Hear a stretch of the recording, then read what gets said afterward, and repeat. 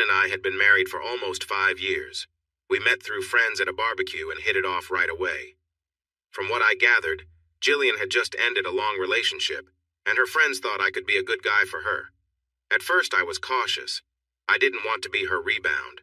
But over a few months, our friends kept introducing us, and we built a friendship. After 6 months, I finally got the courage to ask her out, and a little over 2 years later, I asked Jillian to marry me. I was so happy when she said yes. Until tonight, I would have done anything for her because I loved her so much. "Greg?" Jillian asked while I was polishing my shoes for our night out. "Should I wear the black or the beige heels?" That's me, Gregory Other, an average guy and a hard-working accountant with my own practice. Right now, I felt foolish. "You look good in both," I replied. "But the black heels really show off your legs. They'll get a lot of attention." Jillian loved to dress up, and when she put in the effort, she looked great. But sometimes her fashion choices were off. She had trouble mixing colors and styles. I loved that she asked for my opinion, and I enjoyed helping her look her best. Besides starting the day late, work had been tough. We were doing audits for a large company, and there were many delays and mistakes. While most were innocent errors, some of the recent reports we reviewed seemed unusual. My team and I spent the day sorting through numbers and accounts. It was frustrating dealing with some odd things that managers were trying to approve, including unnecessary expenses. By the end of this hectic Friday, I felt exhausted. To make things harder, Jillian had been cheerful all week, excited about our reunion tonight. I felt annoyed that she didn't seem to notice how tired I was. In the past, if I had a tough week like this one, Jillian would have taken the time to listen to me and cheer me up. But this week, she was so focused on the reunion that I felt like I was bothering her, which was new for us. I didn't like that feeling, but she was my wife, and if she was happy about something, I tried to share in that joy, even if I felt down. Tonight was her high school reunion. It wasn't an official event, just something planned by a few classmates. They got a restaurant and later rented a private area at a club for everyone to catch up. I went with Jillian last year and got some curious looks when I was introduced as her husband, but I enjoyed myself. This year I wasn't feeling too excited about it. Like I said, it had been a tough week. Still, with Jillian's excitement and hoping it could help me forget my busy week, I got ready without complaining. I showered, shaved, put on my best suit, fixed my hair, and tried to be the supportive partner she deserves. As soon as we got to the restaurant, I sensed something was off. Jillian was quickly pulled away by some of her classmates, leaving me standing alone. At dinner, we sat with our friends Lena and Mark, who introduced us, but I didn't join the conversation much. I mostly asked a few questions now and then. Jillian was acting cheerful, but I noticed she didn't talk to me much. Lena and Mark kept giving me looks that didn't feel very friendly. As dinner ended, Jillian and Lena went to the bathroom and took a long time coming back. Meanwhile, everyone else started heading to the club for drinks and some dancing. "What's happening, Mark?" I asked my friend, approaching him since Jillian and Lena hadn't returned. "Sorry, Greg," Mark said, surprised when I tapped his shoulder. "I'm not sure what you mean." I raised an eyebrow at him. "Really, Mark?" I paused as I saw Lena come back, but Jillian was still missing. Lena took her husband's hand and tried to steer clear of me. "Come on, Mark." "Lena, where's Jillian?" I asked, my worry growing. She hesitated for a moment, then exchanged a glance with Mark before looking around the restaurant, seemingly lost in thought. I could see she was struggling to find the right words to tell me something she didn't want to share. "I'm sorry, Gregory. We got caught up with a group and she's going to the club with them." "Without telling me her husband?" I asked, my voice filled with frustration. "Lena, Mark, what are you not telling me?" I pressed on. Neither of them could look at me, which annoyed me even more. Without another word, I stormed out of the restaurant, jumped into my car, and drove to the club. It should have taken 10 minutes, but I made it in 5. When I walked in, I was shocked to see my wife Jillian dancing with another man. He had his hands all over her, and the way she leaned into him told me this wasn't a one-time occurrence. I felt like my world was crumbling around me. People from the reunion were coming in, but they didn't say anything. I could feel their sympathetic looks as I stood by the entrance. I don't know how long I stood there, but they never noticed me. Then, I felt a hand on my shoulder, startling me. I turned quickly, almost bumping into Lena. "It's Jillian's first love, Troy," Lena said flatly. I couldn't tell what she was feeling. They pretty much grew up together, best friends from preschool through high school. We all thought they would end up together until he got a scholarship to a university in the States and they broke up. Now I knew who he was, and I remembered helping Jillian through the pain of that breakup. "They don't look very broken up to me," I muttered. "He's been back for a few months working with his company," Lena explained without much emotion. I looked back at the dance floor where Jillian and Troy were still dancing. Lena continued to speak as she watched them, while Mark stood quietly behind us. "They are meant to be together, Greg." For the first time, her voice held emotion, like a doctor delivering bad news. I didn't respond. Jillian was so heartbroken when they split. She loved him so much. We thought she would never find someone again, but then you came along.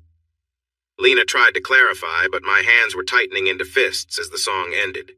Troy leaned in, touched Jillian's face, and kissed her. I felt the tension rise within me. As a drop of blood fell from my palm, it seemed to break the moment between them.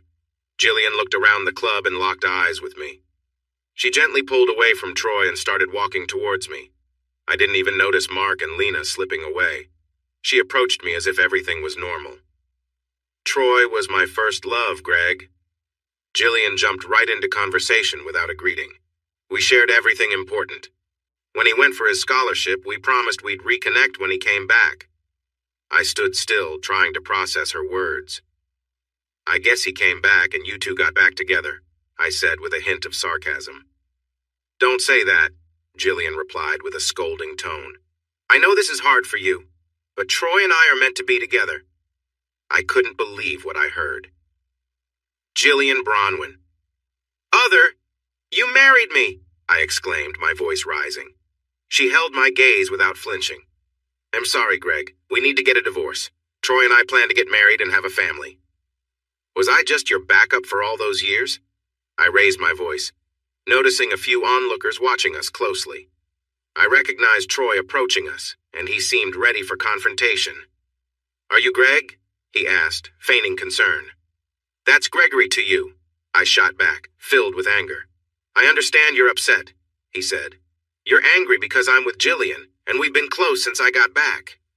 Jillian's face turned pale, and I could see she was worried about his words. Troy, not realizing how his comment affected us, stepped in front of her defensively. "Listen, Gregory," he said, trying to soften his tone. "I'm sorry you found out this way, but maybe it's for the best. Jillian tells me you've been a good husband. Maybe we can all be friends since we share mutual friends." "Not for long," I said, narrowing my gaze at Jillian before turning back to Troy. He opened his mouth to respond, but I jumped in first. "So you both think this is true love? Have your fun during school and then break apart because Troy moved away?" I noticed that the music had stopped, and everyone in the room was watching us closely, even the DJ. While Jillian was dealing with her sadness, she met me. We fell in love and got married, enjoying several happy years together. Everyone listened carefully, and you could hear a pin drop. Then, things changed when Romeo returned to town. He and Jillian started seeing each other again while hiding it from me. It was clear that our friends knew what was happening, judging by their looks all night. It all led to this moment, where my supposed best friend hurt me in a very public way. "Greg, it wasn't supposed to be," Jillian began. "What was it supposed to be?" I shouted back. No one moved. "All week you have been acting strange, ignoring me.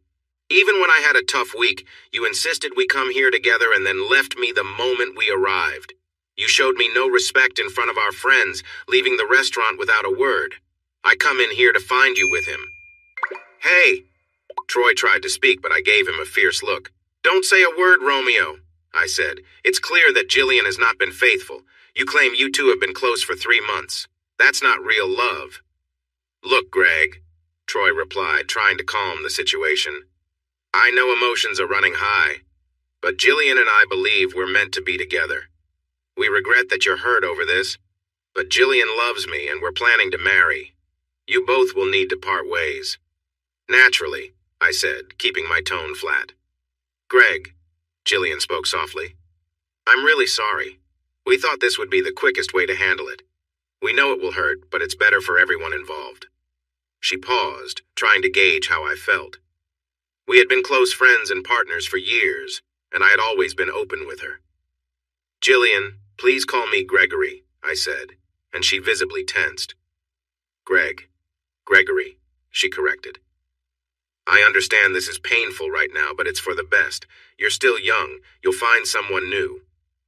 I felt a flash of anger, and it seemed to affect her. The room was silent. Troy seemed to notice and tried to speak again. Gregory, I know this is a lot to handle, but maybe it's best for you to leave. Everyone here knows that Jillian and I belong together. You'd only feel out of place." I smiled slightly, and half the room looked at me in surprise. "On that point, we agree." He smiled back, thinking maybe I was starting to understand. "Now that everything is clear, Jillian and I will stay away from your place this weekend and even next week so you can move out," Troy said. "Move out?" I asked, tilting my head in surprise. Troy swallowed hard. "Well, it's Jillian's house too." "I understand," I replied, narrowing my eyes. "Gregory," my soon-to-be ex-wife said, struggling a bit with saying my full name. "We thought it would be easier for you to move out. The house is perfect for Troy and me to start a family, and we think it's too big for you on your own, so we can figure something out." "I see," I repeated, my tone sounding sharp. For a moment nobody spoke, and the quiet lingered until the DJ decided to start the music, hoping to break the tension. As the music played, no one danced. Everyone was still watching, waiting to see what would happen next. Troy raised his voice over the music. "I'm sorry, Gregory, but that's just how it is. I know you might not agree now, but I hope there are no hard feelings." He offered his hand. I glanced at his hand, then back at him. His hand quickly pulled back when he saw my face. If he could have read my thoughts, he would have felt the anger boiling inside me. Realizing it was time to leave, I turned and walked out. The two bouncers at the door stepped aside to let me pass. As the door closed behind me, the noise inside faded. "You good, man?" one of the bouncers asked, having seen what just happened. "No, not really, but I guess anyone would feel this way after what just happened," I said, trailing off. "You know," the other bouncer said, "if you wanted to go back in and give him a piece of your mind, we could wait a bit before stepping in." For the first time that day, I chuckled. Both bouncers smiled back. "While that's tempting, I think he'll pass on a night in the holding area." They nodded in agreement. "Still," the first bouncer said, "I've seen a lot working in clubs, but that was one of the coldest ways to end a marriage I've ever witnessed. I'm sorry for what you're going through." I waved off the sympathy. "Don't worry about it. I think I'll just go home," I replied. "And change the locks, man. Don't let her back in until you have to," the second bouncer added. I raised an eyebrow and smiled. We chatted for a minute before I shook their hands and headed to my car. On the way home, I stopped by a hardware store. It was late, but they were still open for about an hour. I quickly grabbed what I needed: new locks, deadbolts, a few moving boxes, and some packing tape. When I got home, I began changing the locks and putting together the boxes. A few hours later, I had piled up several boxes with Jillian's things. I felt overwhelmed by the shock of being completely abandoned by my wife and friends, so I had to sit down. I poured myself a drink, then turned on my laptop. I checked our bank account and began to do what many people do when they feel betrayed. I blocked and canceled our joint credit cards. Then I opened a new account and moved half of our savings and vacation funds into it. It would take a few days to process, but I had some cash on hand so I could manage. After finishing my drink, I felt a boost of energy and opened our legal folder. Inside, I found important documents like the papers for our house, our investment properties, and the prenuptial agreement we signed when we got married. I know what you're thinking. There's an infidelity clause in it. But that's not the case here. The prenuptial was mostly meant to protect my business assets. When we started dating and got married, I had just begun my accounting firm. I was lucky to have some good mentors who advised me to keep my business in my name alone, and Jillian and I both agreed that my business and its branches would not be part of any separation. Looking back, I realized Jillian likely agreed to this easily, because she already had plans to betray me. She had no idea how much this would end up costing her. That night, I had a restless sleep, but managed to get a few hours before I decided to treat myself to breakfast. I drove around until I found a great Asian fusion restaurant that served delicious breakfast meals mixing traditional Asian and Australian flavors. While I enjoyed my meal and a strong coffee, I started writing a letter to a friend at a law firm my company works with, explaining what was happening and preparing for a divorce. I received a call from Mike within half an hour. He was in disbelief, but I filled him in on everything. He said he'd be ready to file on Monday morning and would refer me to someone in his firm who could help. He also expressed how sorry he was for my situation. I spent another hour at the cafe, browsing the web on my laptop and feeling a bit sorry for myself. When I returned home, I saw Mark and Lena parked in the driveway as I pulled up to the curb. "Greg, Lena began. I raised my hand to pause her before she could continue, and she stopped. "Gregory," I said. "Sorry?" Lena asked. "My name is Gregory." "Only my friends get to call me Greg," I said firmly. "Listen, buddy," Mark began, trying to sound friendly. "We're sorry about how last night went.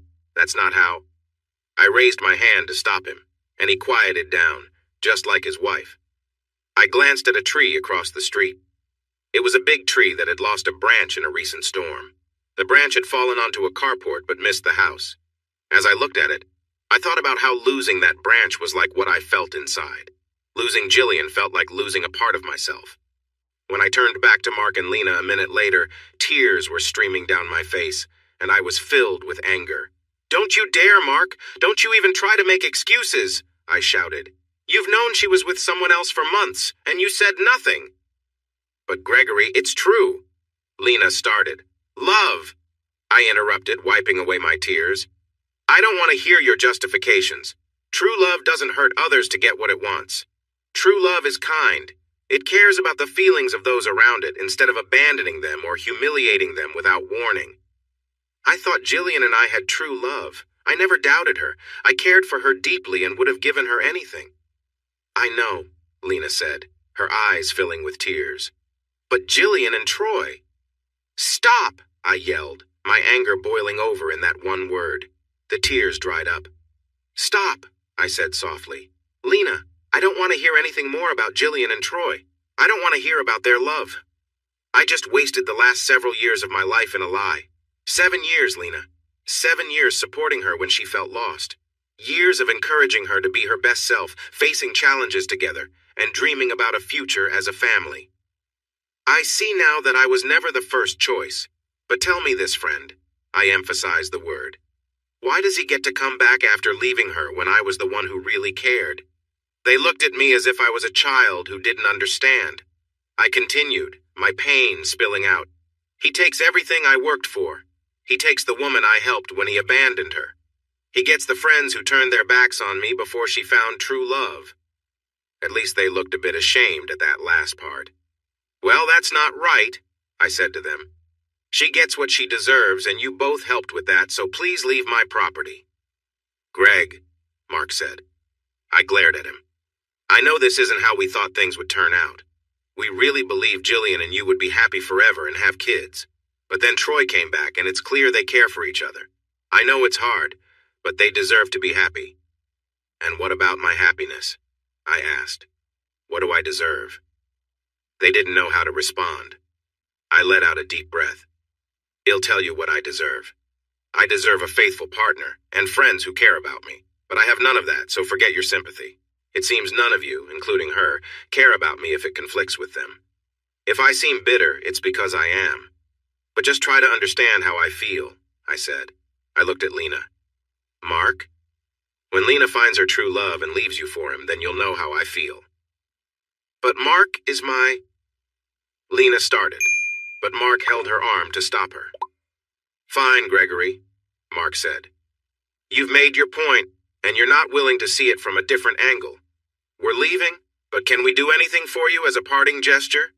I thought for a moment and glanced at their van parked in the driveway. "Yes, wait here." In the next few minutes, I brought out several boxes filled with Jillian's clothes and personal items. I placed them in front of them, and a couple of things broke inside. I saw them wince, but they stayed quiet. "I thought about leaving these in the driveway, but since you're here, you can take them to her new place," I said. But Jillian said she wanted the house, and you were going to move. Lena started. I laughed, cutting her off. It's not her house. It doesn't belong to her, and it doesn't belong to me either. So she's going to find she's out of luck. Tell her she doesn't need to come back here. Everything that's hers is in those boxes. Also, let her know she'll get divorce papers from my lawyer on Monday. I've already taken out all her things and removed myself from the account, so whatever is left is hers. You're not even... Lena began, then stopped. What? I asked. To fight? No way. She's with him. She's lied to me for years about her loyalty. No, he'll give her what she deserves, nothing more, nothing less. There wasn't much left to say, so I watched them load the boxes into their van and drive away. I think they felt sad. They knew that by supporting Jillian they had lost my friendship, but if they felt bad about it, I couldn't see it. That night I drank too much and cried. I got very upset and punched a hole in the wall. After that, I broke a vase that Jillian and I had bought on our first wedding anniversary. I was filled with anger about being left by my wife and friends, and I made a mess in the lounge room.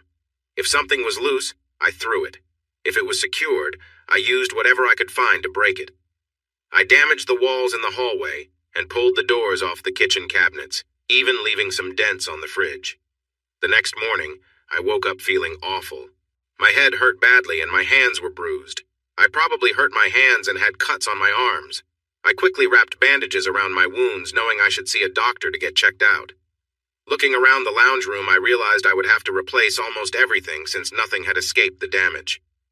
The hallway had holes where I had vented my frustration on the walls.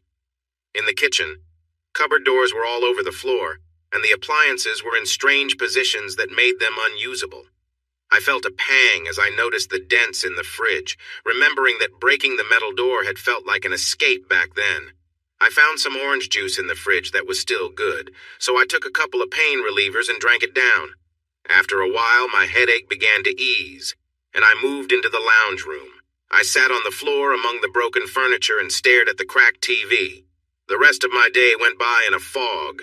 I went to the doctor, who checked my arms. Both of my hands had small fractures, and I needed to keep them wrapped for a while to heal. I received messages from a few people, including Mark and Lena, but I didn't reply. That night, I went to bed without remembering much of anything I had done other than looking at the TV and visiting the doctor. The next day was Monday, and I went to the office at my usual time. My routine started with checking emails from Friday and anything that had come in over the weekend, followed by getting ready for a 9 a.m. team meeting where we would plan our tasks for the week. I had a team of 15 people, and for the most part, we did good work.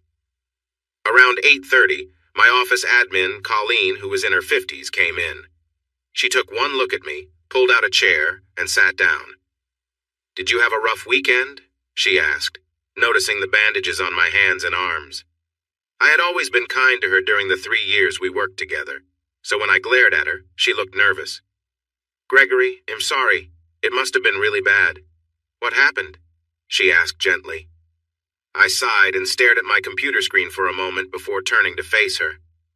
"Jillian left me for someone else," I said in a flat voice. "What?" Colleen exclaimed.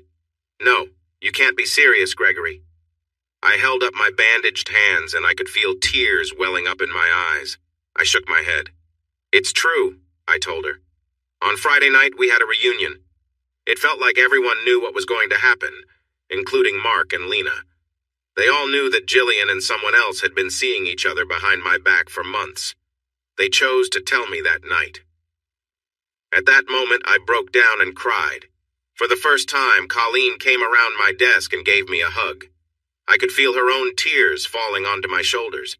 I explained how I got drunk on Saturday, filled with anger, and damaged most of the furniture in my house, leaving marks on the walls. I also told her that I had gone to the doctor the day before to get my hands wrapped, all while dealing with a terrible hangover. By the time our morning meeting arrived, both of us had tried our best to dry our eyes. Colleen gathered everyone in our big meeting room on time.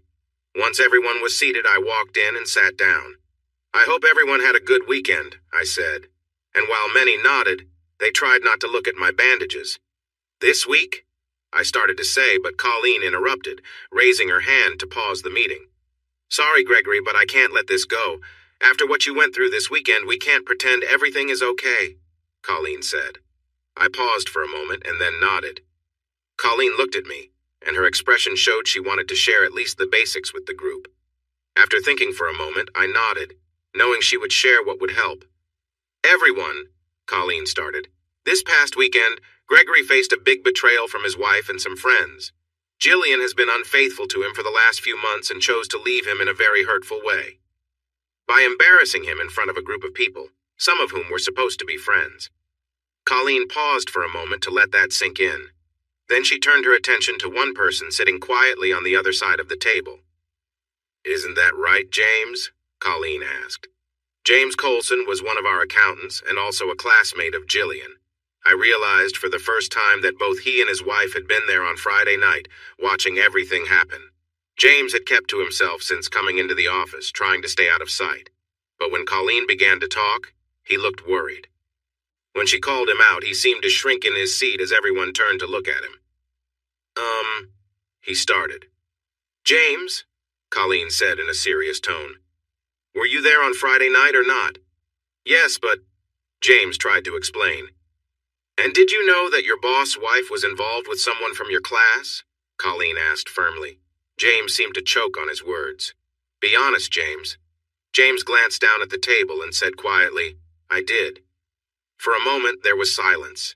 You could feel the tension in the air. Until today, I would have believed everyone in the room was loyal to each other. Now many people were visibly upset with James.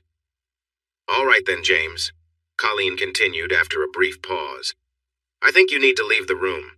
You need to consider your future with this firm because if we find out you supported Jillian at all during this past weekend, you will lose your job. Do you understand?" He nodded, looking serious, and stood up. "I understand." He tried to leave the room quietly. No one spoke as he walked out. I had almost forgotten that James was there on Friday. During all the chaos, I had only focused on the main people involved in my troubles. I cleared my throat. "Everyone," I said, trying to get us back on track. "I won't lie. My personal life is difficult, and I know my weekend was tough."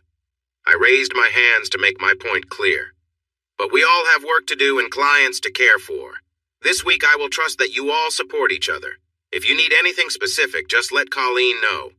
I will be here, but let's be real, I'm going to be a bit of a mess. So please be patient with me." I felt emotional again as the people around the room offered their understanding and words of encouragement. "Lastly," I said, gathering my thoughts, "this is hard for me to say, but please don't blame James just yet. I know you're all upset, and it's easy to point fingers at him. But let's take some time to learn the full story before making any decisions about him." I received a few nods and everyone seemed to agree. Colleen took over for the rest of the meeting. After ending the meeting, I returned to my office and gazed out the window. A few moments later, Colleen knocked. I turned to see her standing there with a quiet James behind her. I invited them in, and James politely closed the door before taking the seat Colleen showed him. "I think you and James need to talk, Gregory," she said straightforwardly. I agreed and sat down as James took a seat across from me. My mind was still racing with thoughts, and it was not even 10 in the morning. I could have really used a drink. James cleared his throat, catching my attention. When I looked at him, he seemed to avoid my gaze. "So," I started, my tone reflecting the tension in the room. "Gregory, He hesitated, then let out a small laugh. "Is something funny?" Colleen asked, a hint of annoyance creeping into her voice. James smiled a sad smile. "No, there's nothing amusing about this situation," he said. "My boss feels betrayed. Our class is torn apart and I had my wife yelling at me all day yesterday. I might lose my job too. So no, nothing is funny, but I try to laugh to cope instead of crying." I managed a careful smile back. I had always liked James. He was dedicated, and until this morning I thought he had a secure place with us. "James, why don't you start from the beginning?" I suggested, trying to sound easygoing. He nodded and shifted awkwardly in his chair. I guess you've heard about how perfect Jillian and Troy were in high school," he asked. I nodded.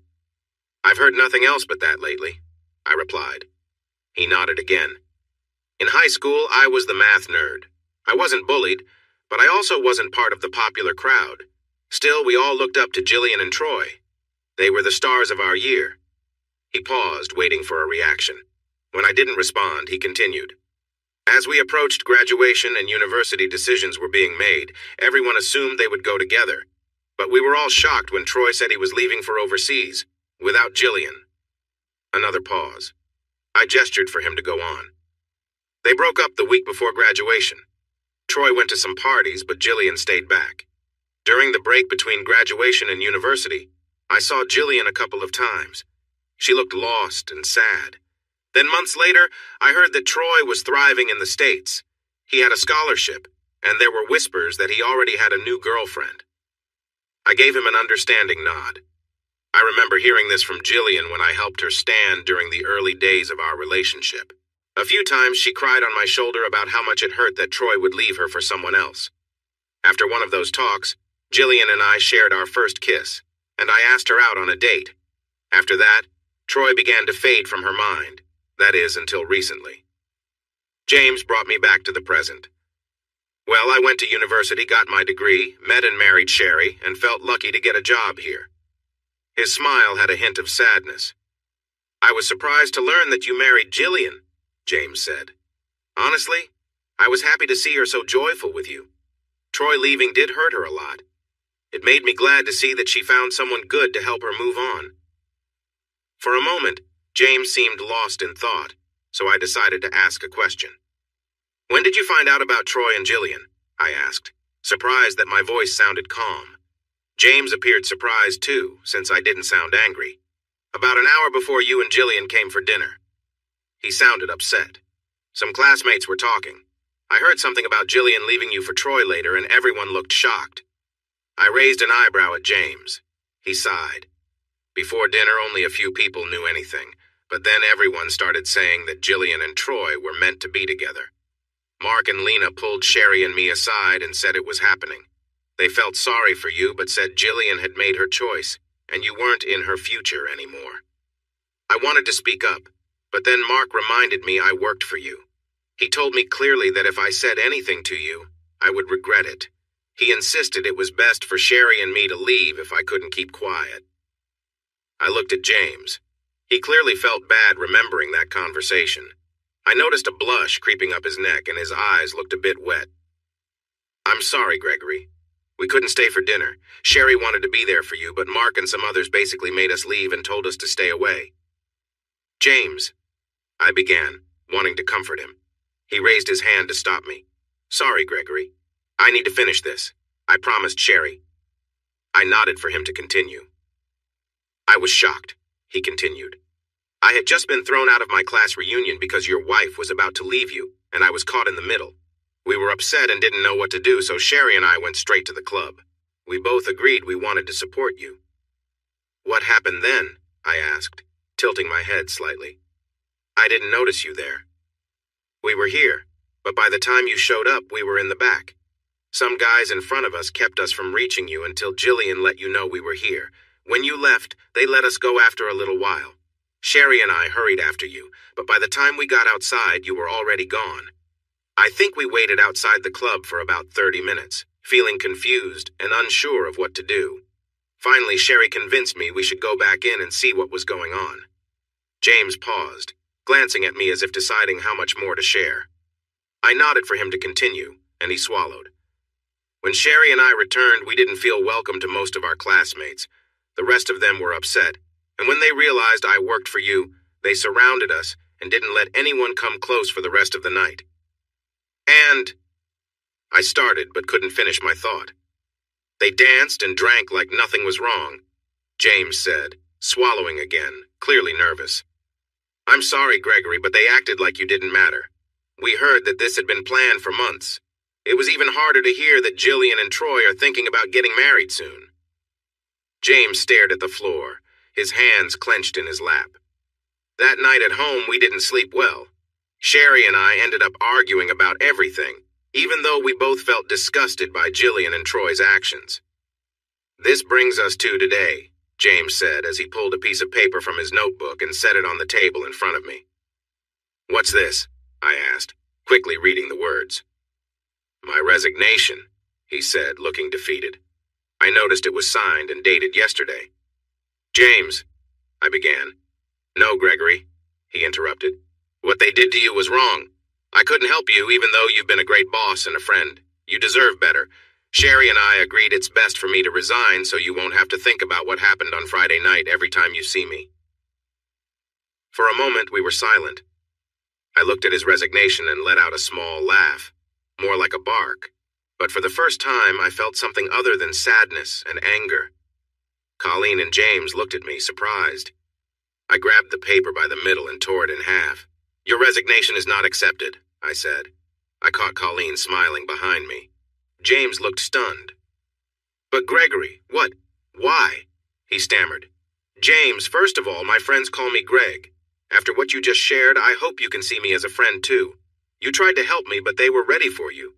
You're here now, choosing to step back because you care. If that's not a friend, nothing is." "James, I feel really hurt," I said. "I am feeling sad and angry inside. I need some fairness in this situation. But I see that you are upset too." James nodded. "Sherry and I thought this was for the best." "I understand," I replied. "That's why I want Sherry and you to stay with us." For the next half hour, we talked. In the end, Colleen, James, and I left my office and called everyone back into the meeting room. I shared how James felt blindsided like I did, and how he was pushed out of his own reunion because of two dishonest people. As I explained everything, any hard feelings towards James went away. By the time we finished, some people even had sly smiles on their faces. For the rest of the week, I spent most of my time at the office. Besides advising my staff, I focused on starting the process for my divorce.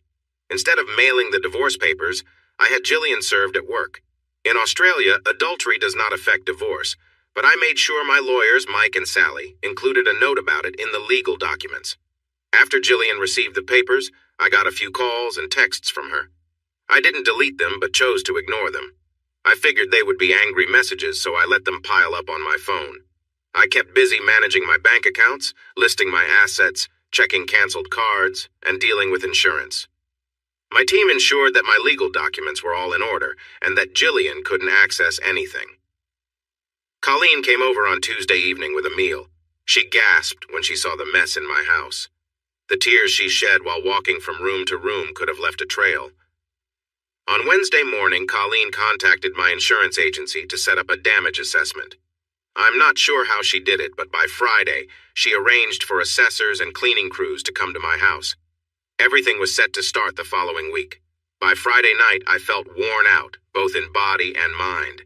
I still wasn't sleeping well, so on Saturday morning, with no work to do, I got up early and went for a run.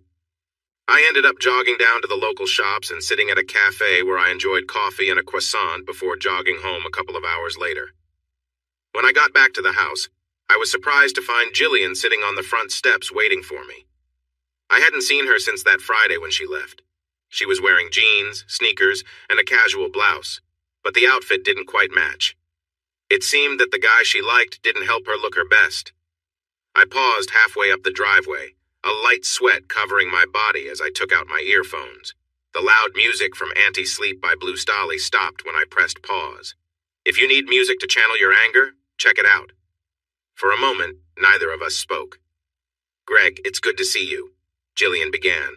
I suddenly spat on the grass, interrupting her. "What?" I shot back. "Are you surprised I'm taking care of myself after my wife betrayed me in front of everyone? Did you think I would be so upset that I might lose control and harm myself? You really think I would be lying around unable to cope?"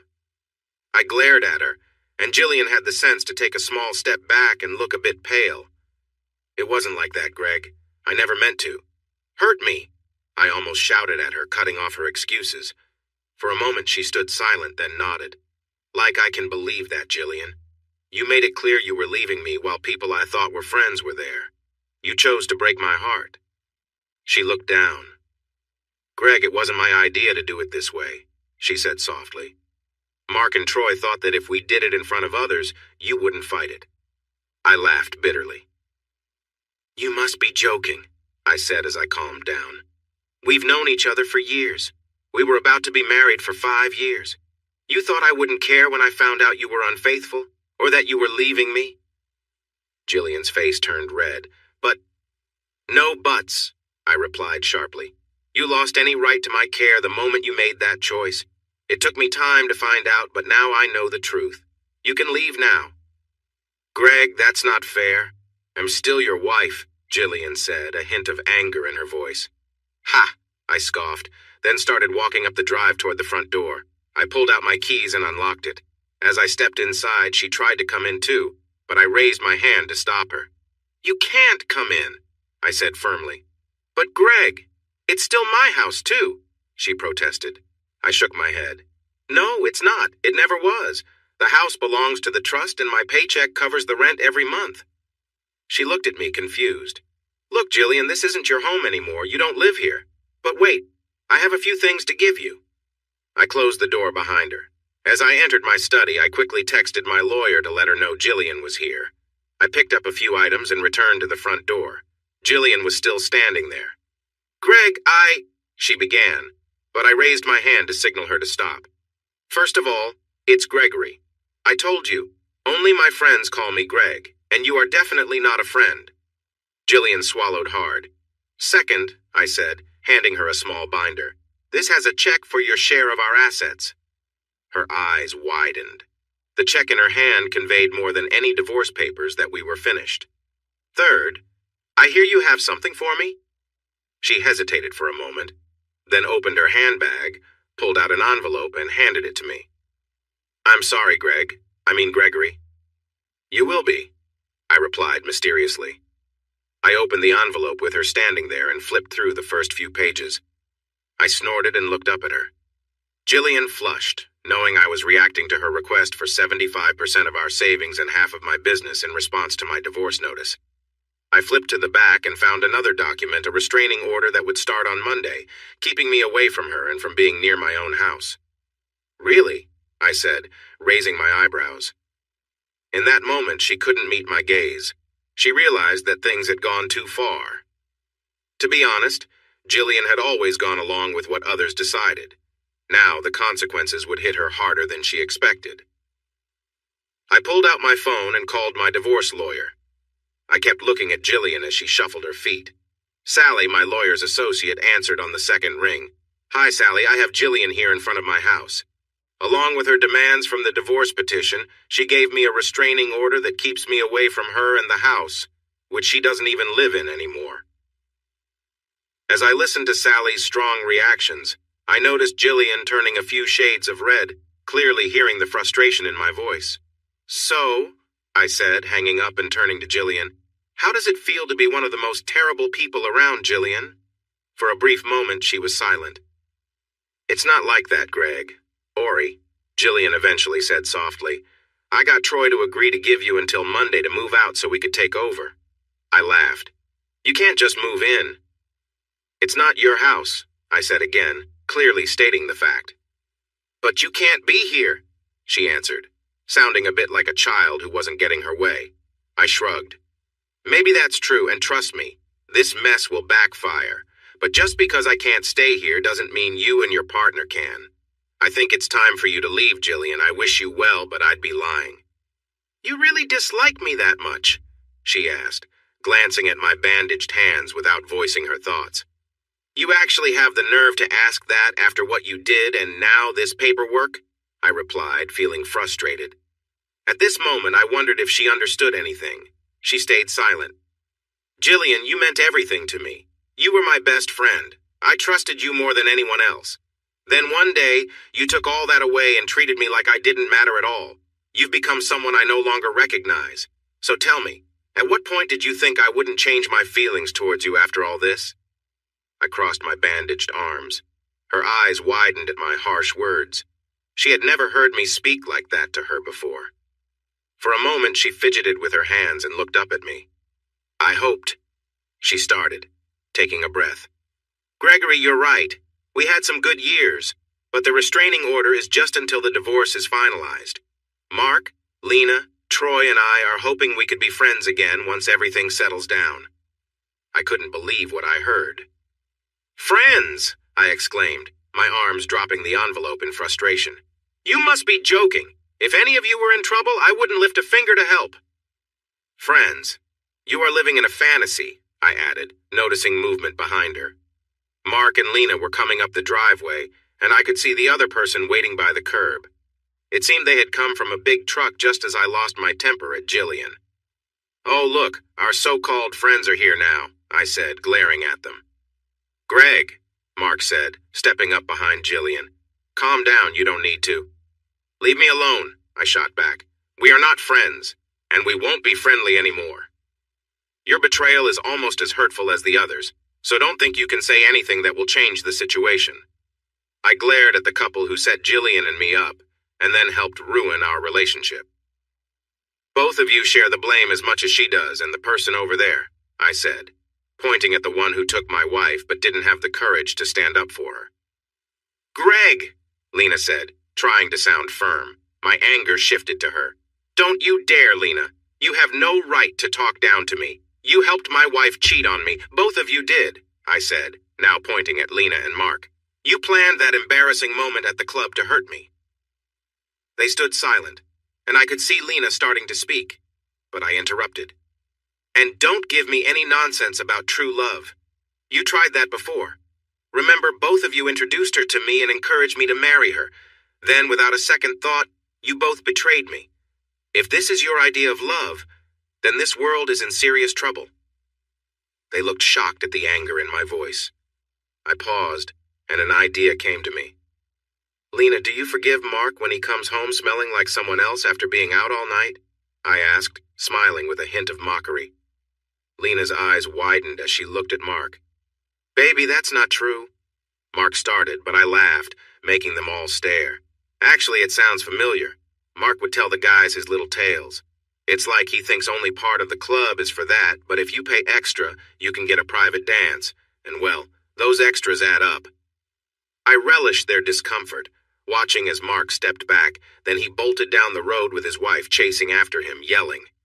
I turned to Troy, who looked speechless, then back at Jillian, feeling a sense of satisfaction.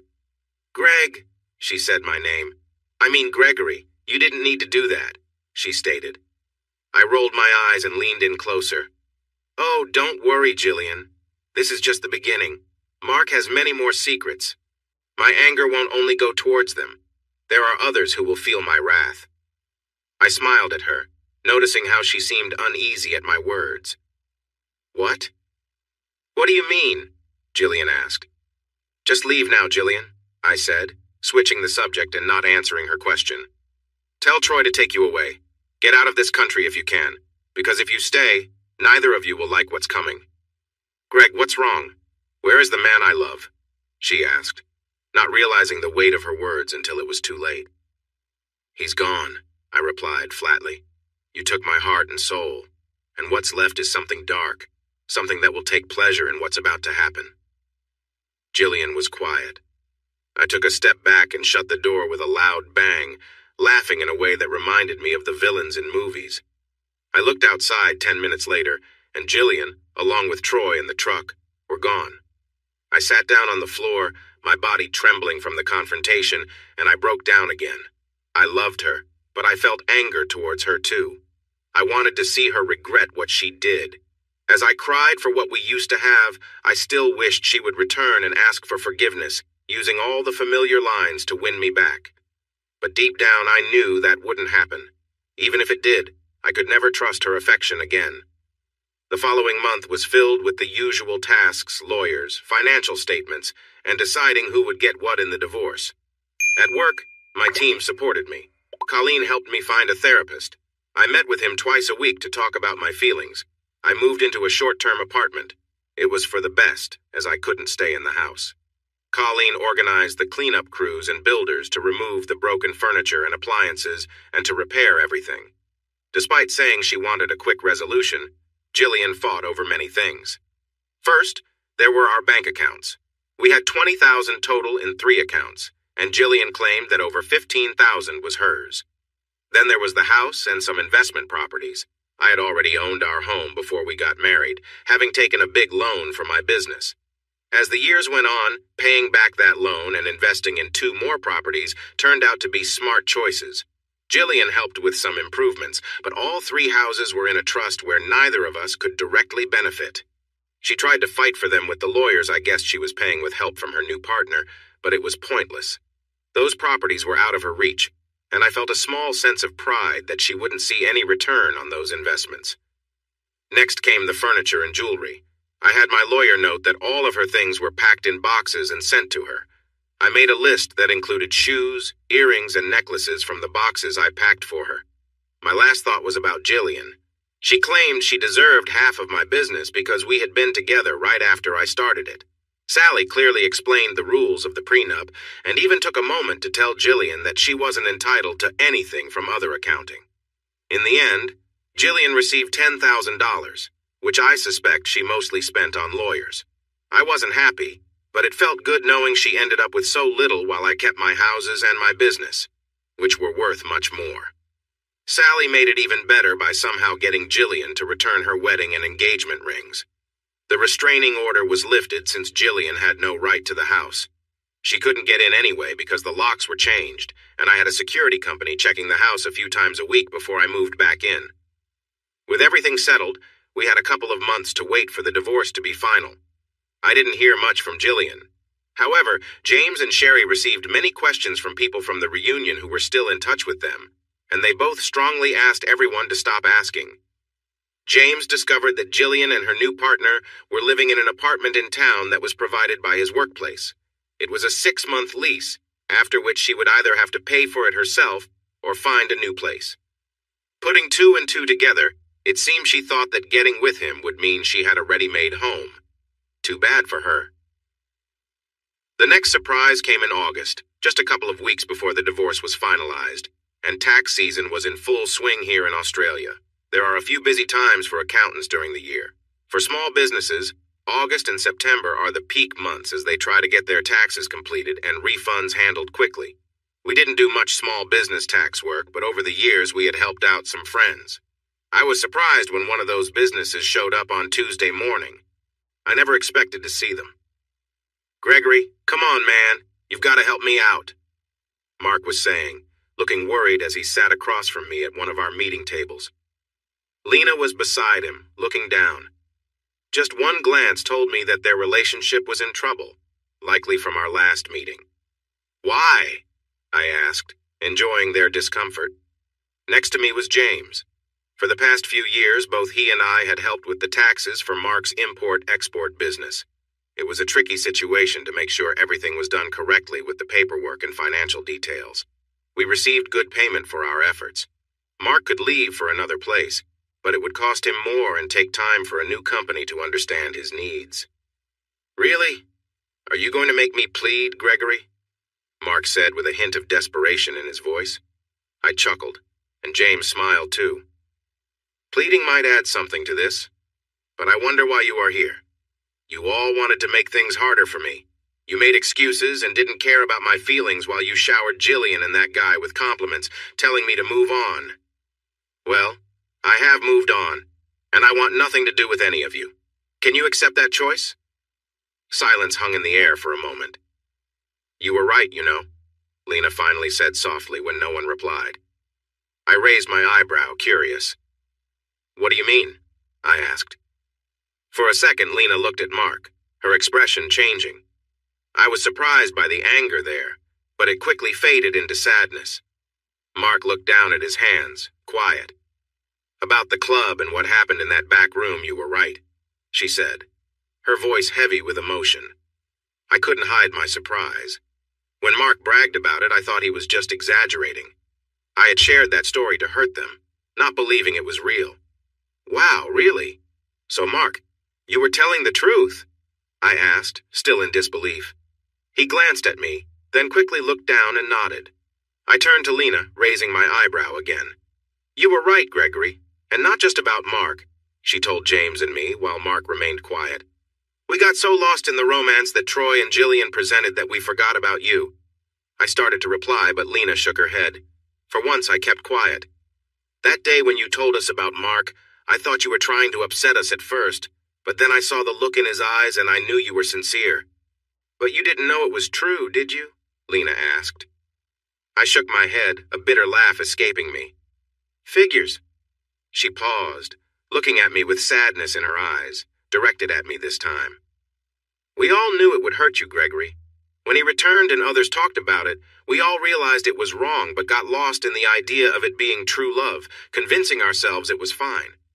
Some of the loudest voices, like my husband, she said with a mix of regret, were just trying to ease their own guilt by saying you were fine to cover up their own mistakes. I looked at the troubled couple. Mark couldn't look any of us in the eyes, and Lena was close to breaking down. And now? I asked simply. Lena let out a bitter laugh. Now let's just say our choices have come back to haunt us. We hurt someone we cared about and my marriage is hanging by a thread. I'm not sure it will last. I turned to Mark, who said nothing. I knew he was listening, but he couldn't lift his head. If they thought I would feel sorry for them, they were wrong. I can't say I'm unhappy to see you both struggling, I said gently. But I have to make a decision as the managing partner of Other Accounting. It's not in the best interest of the business to keep working with you. I watched Mark's shoulders drop. However, I continued. Mark looked up at me with a glimmer of hope. I can show a bit of mercy. Even if you don't deserve it, I can recommend 3 companies that may take on your account. James has their details. James slid a piece of paper across the table. If you're interested, just let James know, and we can pass your previous year's financials to any of them. The hope in Mark's eyes quickly faded to a blank stare. That's it? Mark asked. Just a recommendation? You're really done with us? Yes, I replied, shrugging. You chose to harm my marriage by supporting Jillian and her partner, using words like true love with no regret. You even laughed while doing it. This is cause and effect. You interfere with my life, and I have to do the same with yours. With that, I got up and left the room without saying goodbye. A little later, James told me they had picked another firm, and he would share the details in a couple of days once Mark and Lena signed the necessary papers. Over the next month, I had to repeat the same conversation with 3 more clients who had also supported Jillian. They realized I would no longer work with them. Surprisingly, although I lost 4 clients, I gained 6 new ones. Other classmates who disagreed with what happened wanted to help me by bringing in work. Other Accounting didn't really need the work, but I accepted it.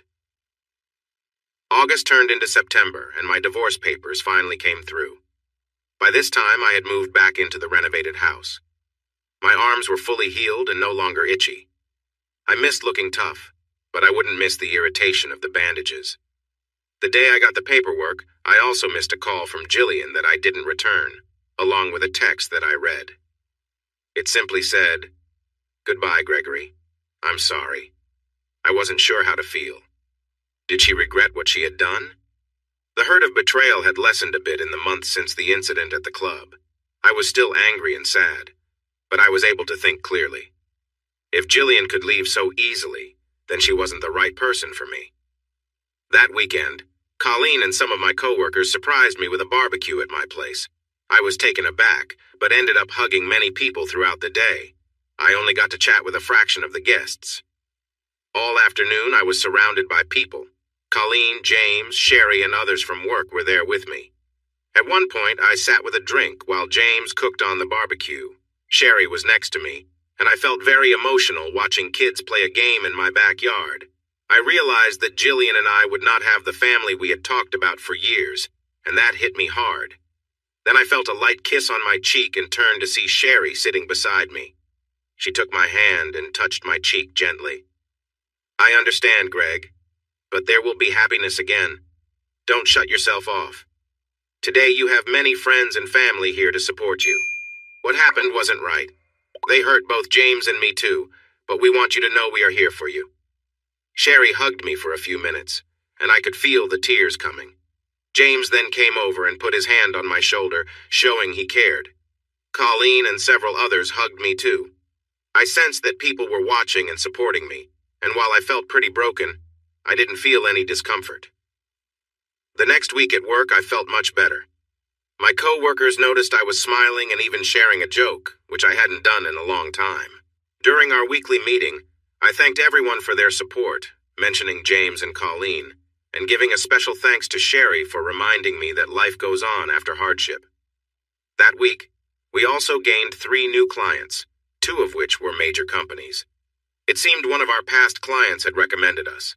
The companies needed in-depth financial analysis, and they chose us. We outlined our tasks, and for the first time since Jillian left, I decided to get involved in an audit for one of the companies. It was good work, and we had 3 months to get it done, so we got right to it. In the evenings, I settled into a routine of cooking dinner and staying active. I knew I could either dive deep into work or get lost in distractions, and I chose to focus on my health. I wanted to rise above feelings of betrayal and find joy again. Thanks to Colleen and the staff, I hope to be more than just another broken marriage statistic. It was Thursday evening, 2 weeks after the barbecue. I was fixing myself a quiet dinner of lamb cutlets and gnocchi with a tangy applesauce when the doorbell rang. Having just finished cooking, I tossed the towel I was using onto the table and walked to the door. When I opened it, I was surprised to see a lovely blonde woman standing there. She was a little over 5 feet tall and looked a bit nervous. Before I could greet her, she stepped closer, pulled me down by my shirt, and kissed me. At first, I was taken aback, but her soft lips surprised me. I could taste mint on her breath, and before I knew it, I found myself kissing her back. She wrapped her arms around my waist, and instinctively, I pulled her closer, lost in the moment. I had no idea how long the kiss lasted, but it felt amazing. When we finally parted, I looked at the woman and noticed tears in her eyes. But before I could say anything, she stepped back and gave me a light slap. It wasn't hard. It felt more like a gesture. I stood there in astonishment, my surprise apparent. The woman looked a bit sad, but also filled with kindness. "I'm sorry, Gregory. That wasn't the best way to say hello," she said. Her voice was warm, yet firm, reminding me of a young actress I admired. I tilted my head, curious about her. Okay," I replied, not quite sure what to say next. "Rebecca," she introduced herself simply. "Rebecca," I repeated, taking it in. For a moment, we stood in silence. "So, Rebecca," I asked, looking at her curiously, "what brings you to my door this evening?" She smiled playfully. "You," she answered. "I guess I should have figured that out from your greeting. But why are you here?" I asked, a smile creeping onto my face. She seemed like a playful kitten. "Because you need me," she answered, her smile matching mine. "Really?" I said. "So tell me, why do I need you? I mean, I enjoy a kiss like anyone else, but after that, I'm left confused by your reaction." Now, I noticed a sparkle in her eyes. "You think I'm beautiful?" she asked, tilting her head slightly. I nodded. "You are gorgeous," I added, feeling quite taken by her. "Thank you, Gregory," she said, her cheeks turning red as she gazed down. She wore a dark blue sundress that looked lovely against her blonde hair. I caught a glimpse of her strong legs that were matched by a lovely face, high cheekbones, big blue eyes, and a cute nose. She was someone who would turn heads as she walked by. "Something smells nice?" she asked, sniffing the air. I sighed happily with the little game and opened the door for the woman who seemed to be here for me. I felt sure she meant no harm, and I was curious about her visit. We chatted about simple things for a moment as I led her to the kitchen. I grabbed a glass, looked at her briefly, and then poured her a bit of Shiraz I had been enjoying lately. I set the glass down in front of her, and she raised an eyebrow as I stepped back to finish making dinner. Luckily, I was also preparing some leftovers for lunch the next day at work, so I quickly set another plate for Rebecca. She watched me as I cooked, holding the wine without drinking it. I placed a plate in front of her and another in the seat beside her before returning with silverware and my own glass of wine after dimming the kitchen lights. Rebecca giggled as the light in the room softened. "Our first date and you ordered for me?" she said casually. "Well, a woman likes a man who knows her taste," I replied. Rebecca threw her head back and laughed, then looked me in the eyes and raised her glass. "To Gregory Other, showing that even when things are tough, he still knows how to treat a lady," she said, making a toast. We clinked our glasses and took a sip of wine, smiling. I let Rebecca try the meal first, and when she cut off a nice piece of meat and dipped it in the sauce, her eyes lit up. "Gregory, this is amazing, thank you." I nodded and tried my meal too. It was good. The sauce had just the right balance of sweet and sour for both my taste and, it seemed, hers. "So, Rebecca, let's skip the games. Who are you, and what's going on here?" I asked. She took another bite and a sip of wine before looking a bit nervous. "First, thank you, Gregory. There were many ways you could have reacted to me showing up, and you handled it so well. I was outside your door for almost 20 minutes before I knocked." I nodded and took a sip of my own wine. "As for who I am, we've met a couple of times before. I'm Colleen's niece." I let that sink in for a moment, and then it clicked. "Ah, Rebecca, yes. Sorry, you look so different from our last meeting," I replied. She smiled, but I could see some sadness there, though it seemed old. I had indeed met Rebecca before when she looked very different. Back then, she was going through a phase, following someone Colleen had warned me about. The first time we met, she had jet black hair and a lot of piercings. She had a lot of light makeup on and wore dark clothes and boots that any goth would admire. "I was getting through a tough time," she told me while smiling. "It was about a month after I split up with my boyfriend. I didn't know who I was and felt lost. Aunt Colleen talked to my mom and brought me here for a change." I nodded and took another sip of my drink, thinking back to when she came to the office. She visited about 5 times over a month, always dressed in black. I remembered her once beautiful blonde hair, which was now dyed black. She wore dark lipstick and eyeliner, along with some piercings in her face that were gone now. "He was seeing 3 people, 2 girls and a guy," she said simply, pulling me out of my thoughts. I nearly choked on my drink. "What?" I asked, surprised.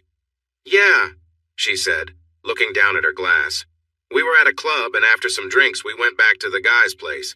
I went to the bathroom, and when I came back, he was with one of the girls." She glanced at me quickly before looking back at her drink. Even though I was a bit tipsy, I couldn't believe it. I'm someone who believes in being with just one person. I understand some people are attracted to more than one, but that's not me. "I also prefer not to be in groups," she said, meeting my eyes for a moment. "Me too," I replied. I saw her relax a bit. "Anyway," Rebecca continued, "I yelled and ran home to my parents in tears for 3 days. After a week, my mom encouraged me to go out with Aunt Colleen, and that's when I met you." I smiled. "I remember meeting you," she said, smiling shyly. "Aunt Colleen introduced us, and you shook my hand. You didn't see me as a sad goth girl who had just been let down. You didn't judge how I looked or my piercings. Do you remember what you asked?" I nodded. "I asked what kind of coffee you wanted." Rebecca smiled. "Yes. Double shot mocha with extra chocolate," we both said at the same time. We both laughed. "You do remember," Rebecca said, her smile brightening. I nodded and took another sip of my drink, but her smile faded. "The slap was because I was at the barbecue the other day and you didn't notice me," she said, looking into my eyes. "I'm sorry, Rebecca. It was a tough day," I replied genuinely. She gave me a small smile. "It's okay, Gregory. I didn't mean for it to be a serious slap. I get that you were distracted. I just thought of you kissing me and then not seeing me, so I slapped you jokingly. I even got to hug you that day and say it would be okay, but I guess everyone was around, and you probably don't remember much of that day." I looked at her for a moment, considering her words. I remembered the image of gentle hands on my chest, and someone wearing dark blue jeans and a red blouse, reassuring me that everything would be okay. "Do you remember?" she asked, reading my thoughts. "Sort of," I replied. "Red top, blue jeans?" Rebecca smiled and nodded. "Recently I talked to Aunt Colleen about you," Rebecca said, her cheeks reddening a bit. "She knows I might like you a little, especially after she saw us hug at the barbecue. She encouraged me to reach out and talk to you." I chuckled softly. "Did you know you were coming to kiss me?" "No," Rebecca said, blushing more. "Honestly, I wasn't sure I could do it, but when you opened the door, I decided to go for it." I smiled and took her hand. "I'm really glad you did. It was the best thing to happen to me in a long time." Rebecca smiled back, and we talked for the next 3 hours. She helped me clean up after dinner, and then we continued talking while enjoying a small glass of port in my living room. I learned she was 28, a few years younger than me, and had just finished her degree in finance. She liked various kinds of music but wasn't a fan of death metal, especially after her goth phase. Rebecca had found a junior accounting job at a manufacturing company, where she worked in the accounts department and enjoyed her role for the most part. She was very close to her family. Her parents had been married for 30 years, and she hoped they would be together for many more. She had one younger sister who lived in New Zealand, but they could only talk about once a month. Rebecca enjoyed visiting the beach, but had sensitive skin, so she usually stayed out of the water. She had 2 boyfriends in the past, one of whom let her down, and she regretted giving him her trust. We shared many stories that evening. I told her about my strained relationship with my mother after my father passed away unexpectedly. I also mentioned my younger sister, but we didn't talk anymore because of a family argument. It was almost 1 in the morning when Rebecca decided to leave. We both thought about her staying over, but she felt it would be better for us to get to know each other more first. I got a sweet kiss goodbye as she left. As I lay in bed, I fell asleep with a smile for the first time in ages. Rebecca's unexpected actions had broken down some of the walls I had built around my heart. That kiss surprised me and made me realize someone might care for me in a special way. The next morning, I couldn't help but smile, and everyone noticed. By lunchtime, Aunt Colleen approached me. "Okay, tell me everything, Greg." "Who is she?" Colleen asked, full of hope. "Rebecca came by last night," I replied. Colleen let out a happy squeal that echoed through the office. She jumped up and down, clasping her hands and beaming at me. Then she guided me to the kitchen, eager to hear everything. She laughed when I shared the story about the kiss and the playful slap. I told her about our dinner and how we chatted until early morning. "Greg, I'm so happy for you. Even if nothing comes from it, it's great to see you move on from what Jillian and her friend did to you." She paused and added with a teasing grin, "But you and Becca, I think there might be something special there." I felt it for a while. We chatted a bit longer, and Colleen asked if I would see Rebecca again. I told her we had been texting nonstop and were going out for dinner on Friday night. Her joy was contagious and brightened the whole office. Friday night arrived, and I drove to pick up Rebecca.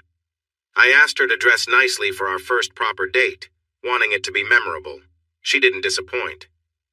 I knocked on her apartment door, and once again, she took my breath away. Rebecca wore a lovely black dress with thin straps. Her long blonde hair was pulled back, and she had a matching shawl over her shoulders, along with a stylish clutch. My eyes admired her graceful legs, and she wore modest heels. She smiled, twirled playfully, and laughed. "Wow, I think I'm doing great so far," she teased. "You seem speechless." Before she could say more, I stepped closer and hugged her. I looked into her eyes for a moment, leaned in, and kissed her softly. "Hello, beautiful," I said as I let go of the hug. "Wow," Rebecca said, her eyes closed. I chuckled, and when she opened her eyes, she smiled brightly. We walked outside hand in hand, and when I reached for the car door, Rebecca paused, staring in surprise. "This is your car?" she asked. "Yes," I answered, and her eyes widened. "Yes, I'm a Mustang fan, and not just any Mustang. I own a 1967 GT. It's classic gray with black racing stripes and some upgraded features. I was surprised Jillian didn't try to take it in the divorce, but she likely knew I wouldn't have let that happen. This car was my treasure, only brought out for special moments." I opened the passenger door for Rebecca. She was grinning widely as she climbed into the seat. As I started the car, Rebecca giggled, and her laughter filled the air as the powerful engine rumbled underneath us. We drove into town, chatting about our week at work, especially how Colleen spoke to both of us with her encouraging words. We had dinner at a nice Japanese restaurant where we tried a variety of dishes. Even though I'm not a big fan of it, we both had a little sake. It was fun for the night, but not something we usually drink. After dinner, we decided to check out the casino. We placed a few bets and ended up winning a little over $600 within that hour. The casino also featured a club, so we went in, dressed up for a good night out. The club was lively, with people of different ages all ready to have a good time. We danced for what felt like hours, and I had to admit, I enjoyed it when Rebecca playfully danced close to me, holding my hands. Throughout the night, a few guys approached her to ask for a dance. As I mentioned, she looked fantastic. Each time, she kindly but firmly said no. At one point, I returned from the bar with drinks when a man stopped me and put a hand on my shoulder. "You've got a great girl. I hope you know that," he told me. He noticed my confused look and continued, "Your girlfriend is really attractive. I asked her to dance while you were at the bar and she turned me down. Can you believe that?" The guy seemed confident and fit, likely someone who had charm. I sensed he might have had success with women before, but Rebecca had clearly chosen to stay with me. He smiled and walked away. Saturday morning, I woke up slowly, smiling as I remembered the wonderful night Rebecca and I had. The sun was shining through the blinds as I lay there thinking about our dinner, dancing, and the great conversations we shared. Just then I remembered that amazing kiss before I left her. I turned over to find her beside me, peacefully sleeping with her eyes closed and breathing softly. I looked at her face and remembered how we came back to my place without even saying a word.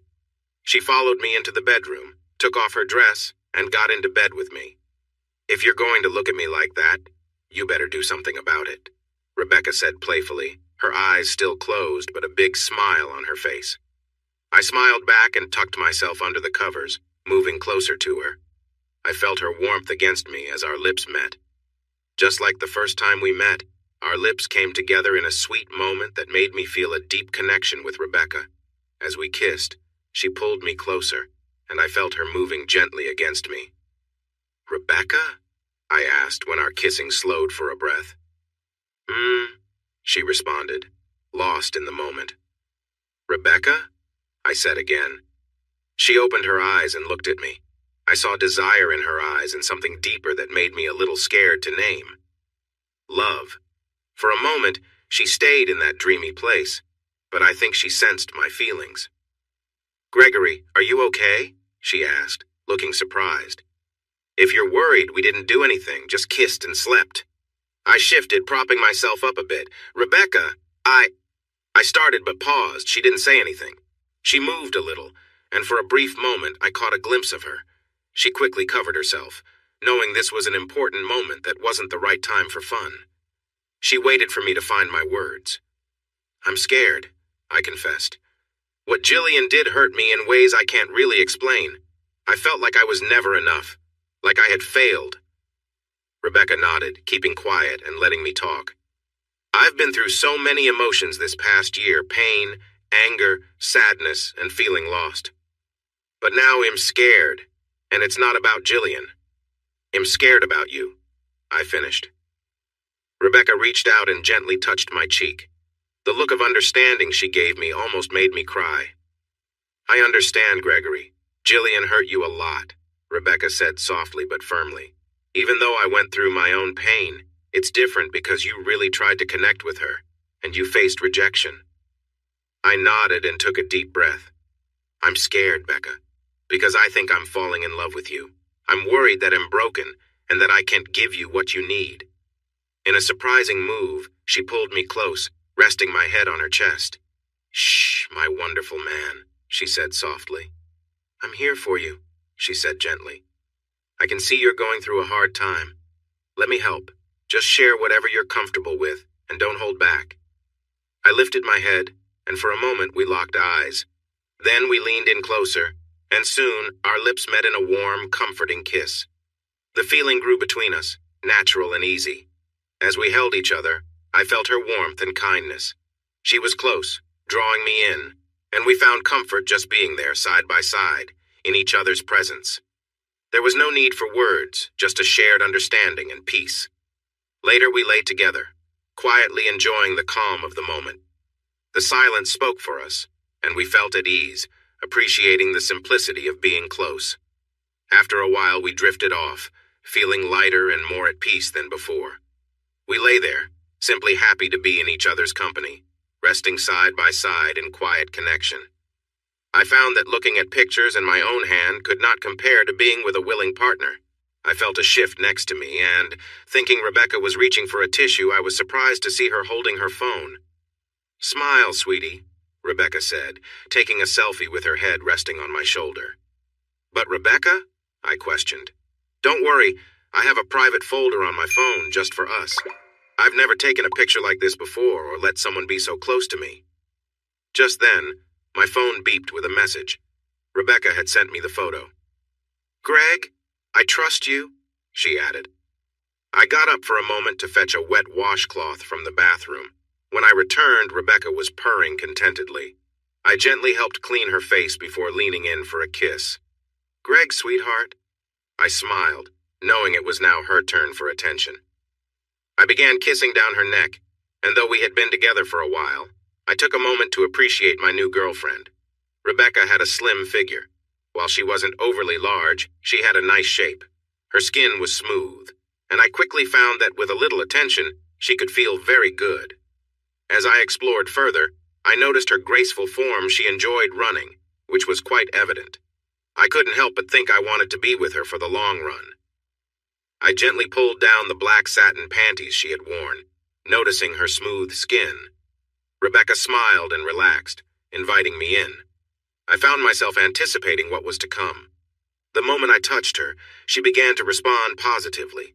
I took my time, making sure to create a sweet moment that lasted for some time, enjoying every bit of her reaction. "Greg?" Rebecca asked after a while, smiling down at me. I looked up at her, feeling happy. "Take me," she said softly. I moved up her body and, without any hesitation, connected with her deeply. Rebecca wrapped her legs around me, and we both sighed in contentment. It started slowly, but we soon found our rhythm, spending nearly an hour wrapped up in each other. Words were few. Our actions spoke volumes. Afterwards, we lay together, feeling warm and content. "Thank you," I said to her. I felt her smile against me. "You're welcome, sweetie. Are you okay?" "Better," I responded. "You gave me a wonderful gift today. You brought back my confidence." I felt her hold me tighter. "Yes, but now it's mine. No one else will ever have it." That weekend, we hardly left the bed except to shower or grab something to eat. We didn't put on any clothes until Monday morning when it was time to go to work. I had to drive Rebecca back to her apartment in the dress she wore on Friday night. She also chose to go without anything underneath, which excited me. By the time I reached the office, I had 2 more pictures of my girlfriend. In the second one, she had used a pen to write Gregory's on her stomach. That week, Rebecca spent every night at my place except for Wednesday, when she worked late, and it was easier for her to get things from her apartment. At my office, Colleen never asked too many questions, but she seemed to enjoy the news of my relationship with her niece. I never outright said it, but I think Colleen understood that we were close. "Hey, Greg," James said one Tuesday after getting coffee. "Do you have a few minutes?" He closed the door without waiting for my answer. "Sure," I replied, raising an eyebrow and motioning for him to shut the door completely.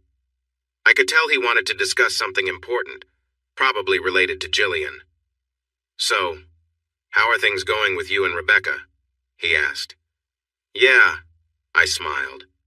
"It feels like we've been together for a long time, even though it's only been a few months." "I understand that. Sherry and I have been together for almost 5 years, but it feels much longer."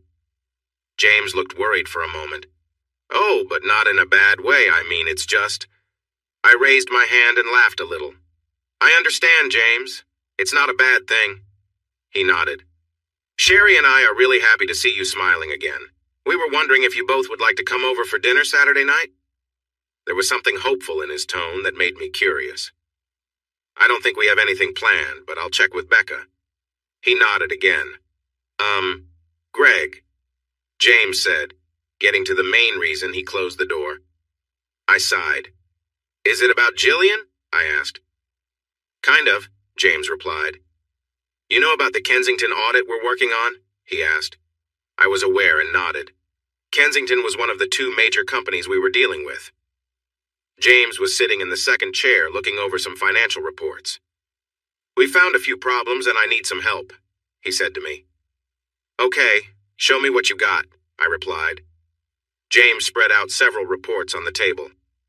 Among the issues, it seemed that one of their middle managers had been taking money from the company and using it for some troubling things, including sending money to a woman and a child in the United States. From the audit log, it appeared this had been happening for several years. The manager was good at hiding the money by spreading it around different projects and accounts. The total amount taken was just under $2 million. I leaned back, trying to absorb everything. I was shocked by what this meant. "Let me make sure I understand," I said to James. "For more than 4 years, he's been taking money from the company for personal use, and it seems like he's also been using company funds to support a woman and child in another country." James nodded. "That's correct." "Wow," I said, trying to keep a straight face. "That's quite a story." James chuckled. A month later, we gave an initial report to Kensington, but kept the details to ourselves until we finished tracking down more information. They were worried about someone potentially cheating them and agreed that it was important to find out how serious the issue was before taking any steps. We asked for another month to investigate, and they accepted. 2 weeks later, on a Friday night, I arrived home to find Becca had let herself in and set up a candlelight dinner. She had poured me a drink and had a glass of red wine for herself. As we shared a meal of chicken bosquiola, I noticed a box in front of us. It wasn't the main topic of conversation, but I could tell Becca was aware of it. After dinner, while we were cleaning up and refilling our drinks, we moved to the lounge. Becca had dimmed the lights and started playing soft music. "Greg, I just want to say that the last 6 months have been the best of my life," she said. I opened my mouth to respond, but she raised her hand. "Wait, I just need to say this." She smiled warmly. "I know you were hurting when we first got together, but I was too. I've had some ups and downs in my past, and what we have feels incredible because we give so much to each other. I love being with you, and I look forward to coming home to you every day. I mentioned that I had a crush on you when we first met, and that's true. But I love you, Gregory. I really need you to know this as you open the box." With that, Rebecca set her drink aside and handed me the box that was on the kitchen table during dinner, now sitting on the floor before us. She passed it to me but didn't pick up her glass again, looking at me with anticipation. The box was small, about the size you would use to ship a pair of headphones from Amazon. It wasn't sealed, so I gently lifted the lid. Inside was another box, but resting on top of it was an envelope. I picked up the envelope and glanced at Rebecca. She looked a bit nervous but nodded as I unfolded the letter inside. "Gregory, inside this box is the engagement ring you bought last week. I found it by accident last weekend while I was cleaning up and you were in the shower. I really hope that you will open this box, take out the ring, and ask me to marry you. I love you so much. Yours truly and forever, Rebecca Brown. P.S. I love you, love you, love you." I looked back at Rebecca, seeing hope on her face, and silently mouthed, "I love you too," as I opened the second box. In the middle of soft tissue paper was the ring box I had chosen, which held a simple gold band with a single diamond shining in the center. I smiled at Rebecca as I took out the box. "I never looked inside the ring box, my love," Rebecca said. "I wanted to, but I didn't." I nodded, then knelt down in front of her. Even though Rebecca had planned this moment a bit earlier than I expected, she gasped and smiled. "Rebecca Brown, from the moment you came to my door, you have shown me love. You have lifted me up and made me feel alive again. Before you kissed me the first time, I didn't think I would ever feel happy again. Waking up next to you for the first time amazed me as I saw how much you wanted to be close to me. In this world, I couldn't dream of a more beautiful partner. You always surprised me by taking chances but never letting me down. I had planned to do this in a couple of weeks at your family's barbecue. I don't think we can let this moment slip away." I opened the ring box. "Rebecca Beth Brown, will you marry me?" I asked. The words had barely left my mouth when she dropped to her knees and shouted, "Yes!" She extended her hand, and I placed the engagement ring on her finger. Then she kissed me, a warm kiss that filled me with joy. "Thank you, my fiancé," I said to her. "You will have the best wife and wait until we have kids. I can't wait for our family." Rebecca knew how much I wanted to talk about kids, and she loved teasing me about it. Just then, the doorbell rang, and I sighed as I had to step away from her to answer the door, not keeping her company to celebrate our new engagement. When I opened the door, I was surprised to see Colleen, along with Rebecca's parents, James and Sherry. "Congratulations!" They all cheered as I opened the door. I felt someone hug me from behind. "Sorry, I wanted to celebrate our engagement, so I invited a few people over. Just one last surprise for tonight. my soon-to-be wife said with a smile. We welcomed everyone inside, and her parents brought 2 bottles of sparkling juice. As they passed around glasses, I pretended to be upset since I had no idea about the surprise, but I couldn't help smiling. While Rebecca showed her ring to the ladies, her dad and James patted my back. We all sat down and spent the rest of the evening enjoying stories about our childhoods. Later that night, after everyone had left, Rebecca and I went to bed. Before we fell asleep, she asked me to take a few more pictures of her with her engagement ring. In those photos, she was happy and proud. About a month later, a lot happened in just 2 days. First, we delivered the completed forensic audit to Kensington. As we reviewed the report with them, it was clear they were not pleased. Heads would definitely turn, and the authorities might get involved. I tried to hide my excitement as I handed over the report. Kensington management didn't know I had an issue with the main person behind the fraud. The second thing happened that same afternoon. Rebecca had taken the afternoon off work to come into my office with some papers, wedding ideas, and to bring joy to the staff. While reading through the legal papers she handed me, I felt angry at my future bride for the first time. "Becca, you can't be serious about this document," I said, feeling more upset as I read on. "Why, love? This should help you feel secure about our upcoming marriage. You'll be protected, your house, the business, everything," she said. "I understand, Becca, but it's not fair to you. This agreement leaves you with nearly nothing," I replied. "It doesn't. I only have nothing if I cheat on you, which I would never do," she answered. "In every other situation, the things we share will be divided equally, and your business and assets are still safe." "Becca, I know you want to show me how much you care because of what happened with Jillian, but the protections I already have are enough." Rebecca raised her hand to stop me. "I get it, Greg, trust me. But this is my promise to you. The only way I'd end up with nothing is if I betray you.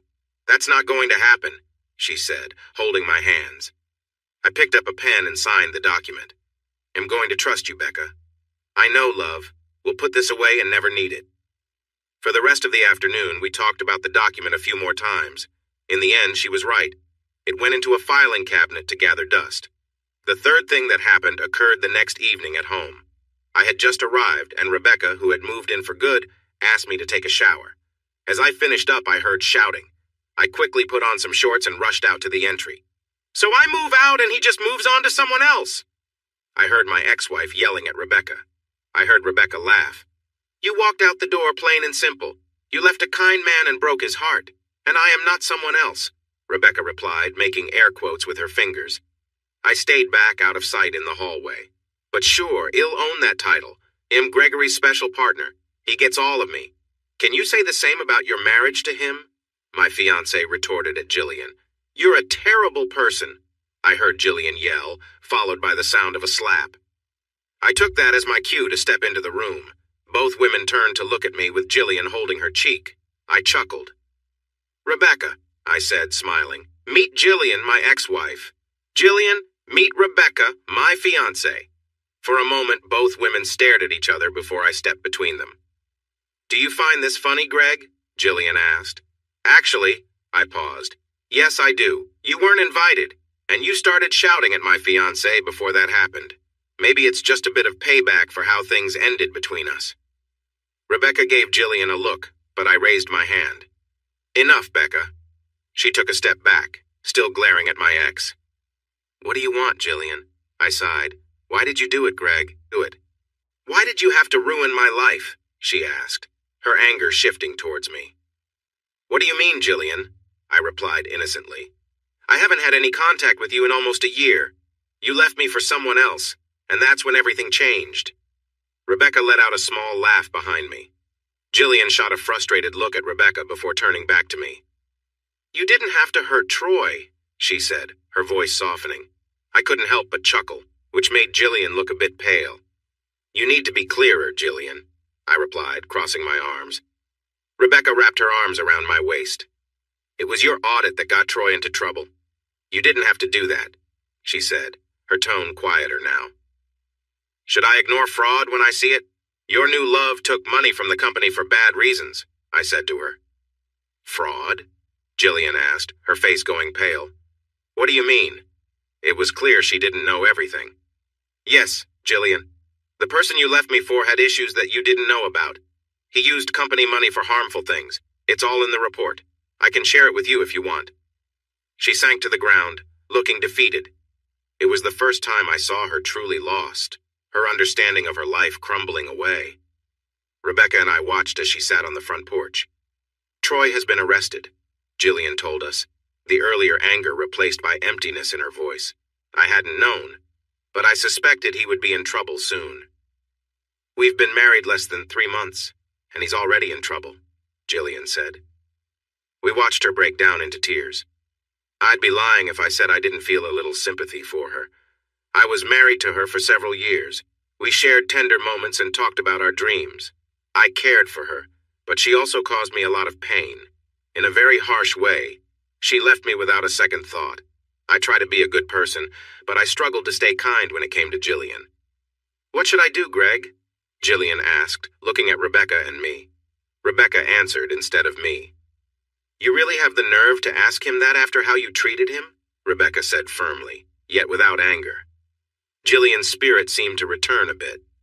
"He was mine long before he was yours," Jillian shot back.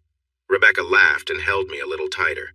"He was never really yours, Jillian. You never opened your heart to him completely. You must have kept a part of yourself away to do what you did." "That's not true," Jillian argued, looking at me. I felt like a statue as I watched the conversation. "I gave everything to Greg when we were married." Rebecca chuckled. "Sure you did. That's why the moment your true love returned, you began seeing him behind your husband's back. You embarrassed him in front of others and tried to take his home, his investments, and his business, right? That's really giving yourself to Greg." For a moment, Jillian was silent. I felt like she might just disappear, understanding the consequences of her actions. Rebecca stood up and walked over to Jillian with surprising kindness. "Jillian," Rebecca said softly, "you don't know my story. When I first met Greg, I wasn't in a good place. He was happily married to you, and I could see how much he loved you during our brief talks. I later learned more about him, and I must admit I felt a bit jealous of you." Jillian looked up, surprised. Rebecca continued, and I leaned against the doorway, arms crossed. "When I found out what you did to him, I was furious. I wanted to confront you and show you what you were giving up." Jillian nodded slowly, her gaze fixed on the ground. "But then," Rebecca said, glancing at me and smiling, "I was at a barbecue for Greg the weekend his divorce from you was finalized." Jillian looked at me, pain evident in her eyes. I stayed silent, curious about where Rebecca was headed. He was in shock. Even Aunt Colleen struggled to reach him. Jillian quickly turned to Rebecca, surprised by what she said. Rebecca continued. "Yes, Colleen is my aunt," Rebecca began. "Anyway, Greg was in a rough place. You'd left him and he was struggling. The kind, gentle person I'd known had changed. My heart hurt seeing him that way." Both women looked at me, then Rebecca with warmth, and Jillian with regret. That evening, though Greg didn't notice, everyone there was trying to support him. He was open about his pain, and people could see how deeply he'd been hurt. I think almost everyone at the barbecue gave him a hug, including me. Rebecca gave me a soft smile. Jillian pulled her knees up to her chest, hugging them as she listened. After I hugged him, he thanked me. I realized then that I could help. I knew I could be there for him, helping him out of that dark place. That was the moment I felt a pull in my heart to be a part of his life and bring him comfort. We all sat silently for a moment. The next week I came by to see him, and when he opened the door, Rebecca continued, smiling at the memory. I gave him a big, warm hug and then gave him a playful slap on the shoulder, telling him he needed to look after himself. Jillian's eyes widened, looking between Rebecca and me as we both shared a smile, thinking back to that day. "That was it, Jillian," Rebecca went on. "From then on, I knew I wanted to be by his side. I'd never loved anyone like I love Greg. The thought of hurting him like you did is unimaginable to me. You let go of someone who could have given you everything. And in a way, am grateful because it brought him into my life." There was another moment of silence as each of us got lost in our own thoughts, reflecting on how things had led us here. "How can you say that?" Jillian finally asked Rebecca, looking down. "How can you say he's your everything? What about your past relationships?" Rebecca chuckled. Jillian, my past relationships don't even compare. This feels different, deeper. Greg means the world to me, and I'm grateful for the chance to love and support him. He's shown me what real love is, and I can't imagine life any other way. Rebecca glanced at me, and we shared a quiet understanding, knowing we had found something special together. Did you ever come home early and surprise him when he arrived? Did you ever ask him to show you his love in a way that made you feel truly wanted? Jillian was a bit shocked by Rebecca's bold words. Rebecca was clearly enjoying the moment. And you know he really knows how to love. He has so much energy. And Jillian, remember how amazing he is at showing affection? Why wouldn't I want to give him everything I have? Look. She paused and took out her phone, and I could see Jillian's eyes growing wide as Rebecca opened her private collection of photos, scrolling until she found the first one they took together. This, Rebecca said, holding the phone up for Jillian to see, was me asking Greg to show his love for me. I wanted him to feel connected to me. Just the thought of him being so close was overwhelming. To me, it felt like the best feeling ever. He is my partner, and I am his. Jillian was breathing heavily, her face red with a mix of embarrassment and emotions. Rebecca kept going. You wonder how I can be so open. It's simple. To me, there's no greater way to show my love for Greg than by being open with him. Rebecca put away her phone. Jillian leaned back against the wall, looking defeated. What do I do now? She asked softly. I gave up everything for a dream. Rebecca shrugged. Honestly, I don't mind what you do. Jillian looked at her, surprised. I'm just reminding you of what you lost, and that I won't let you back into his life. He is mine, and if you try anything well, I can be very protective of my happiness. Rebecca then came back to my side. I finally spoke. Jillian, my ex looked at me, defeated. Rebecca is right. She is my partner, and I fully commit to her. We're planning to get married and start a family, hoping to love each other deeply for the rest of our lives. And about love, it's true. I don't feel the same way for you anymore. I remember having loved you, but because of your betrayal and with Rebecca in my life, that love is gone. If Jillian could look any more heartbroken, I couldn't imagine how. And to be honest, I added, I don't really have good feelings for you. You hurt me deeply more than anyone else ever has. But since I once loved you, I will give you some advice. Jillian looked up at me. Leave Troy, I said. Get away from him before things get worse. He's facing serious consequences for what he's done. Where will I go? She asked. I shrugged. I don't know. Maybe Mark and Lena will let you stay with them. They're getting a divorce, Jillian said sadly. I replied, I'm not surprised. Cheating can do that. Look, Jillian, you need to sort this out on your own. I can't help you. We're just two people who had something for a while. Is that how you really feel? Is there no hope for us to be friends? Jillian asked hopefully. No, both Rebecca and I answered together. Jillian then stood up and shook her head sadly. She looked at Rebecca and me standing close together. Jillian sighed. Thank you for your honesty. I wish we could have stayed friends. At the start, I hoped things would be different, but I see now that it was just a dream. She paused, shaking her head again. Thank you. No one else has been so honest with me. Take care of each other. I hope you both have a happy life together. With that, she walked to her car, got in, gave us a sad look, and drove away. Over the next month, more news about Troy's arrest came out. Our discovery of the fraud was reported, and we had to almost double our staff by the end of the year because of the increased demand for our services. Rebecca and I had a small wedding with friends and family. We spent our honeymoon in North Queensland, enjoying 2 lovely weeks on the beautiful beaches. When we returned home, we got into a nice routine of work, love, and dreaming about the future. We talked about having children. Rebecca decided to stop using birth control, and we would see what happened. We were close every day, and I appreciated how excited she was about starting a family. About a month after we began trying, I received a call from her as I was heading home. She asked if I was on my way, and I confirmed that I was. But when I got home, it was oddly quiet. As I walked in, I didn't hear anything, and it felt strange. I set my bag down on a chair and called out for Rebecca, but there was no answer. I was a little worried. She had just called me a short while ago, and her car was in the garage, so where could she be? I walked through the house calling for her, and stopped when I entered the bedroom. Rebecca was there, but I quickly realized why she hadn't answered my call.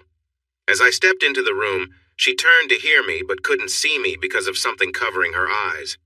She couldn't talk either, and it seemed she was unable to move. In front of her was a small coffee table with a feather, some oils, a letter, and a few other items. I picked up the letter and opened it. Gregory, my love, as you read this and look at me, I want you to know I have committed myself to you. I'm here with you, Rebecca had written in her letter. I may not be able to move, speak, or see you, but I can feel and hear you. I'm here, always yours. I placed the letter down, feeling a warmth of affection and appreciation for her as I looked over to where she rested. She seemed calm, her face peaceful, with a soft, contented smile.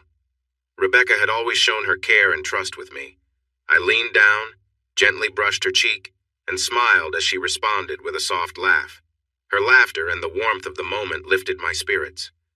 The evening was filled with light-hearted moments, laughter, and soft whispers.